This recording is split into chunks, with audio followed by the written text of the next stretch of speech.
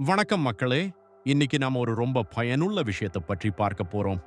அதாவது நம்ம குழந்தைகளுக்காக போஸ்ட் ஆபீஸ் சேமிப்பு திட்டங்களில் வீட்டில் இருந்தபடியே ஆன்லைனில் எப்படி பணம் செலுத்தலாம் என்று பார்க்கலாம்.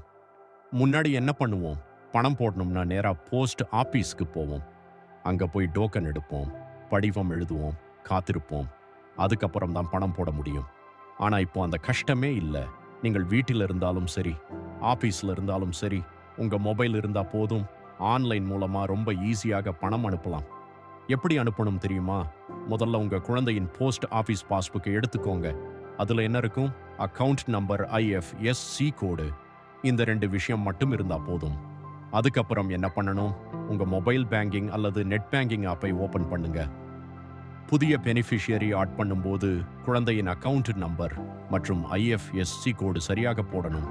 அதுக்கப்புறம் அமௌண்ட் என்டர் பண்ணி பணம் அனுப்பலாம். ஆனா இங்க ஒரு முக்கியமான விஷயம் இருக்கு. பணம் அனுப்பும்போது கண்டிப்பா NEFT மூலமா தான் அனுப்பணும். IMPS அல்லது வேற மெத்தட்ல அனுப்பினா சில நேரம் டிரான்சாக்ஷன் ஃபெயில் ஆகும்.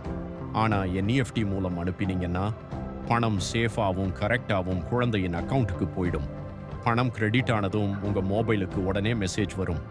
அமௌண்ட் கிரெடிட்டட் சக்சஸ்ஃபுல்லின்னு நோட்டிஃபிகேஷன் வரும். இதனால் என்ன பயன்?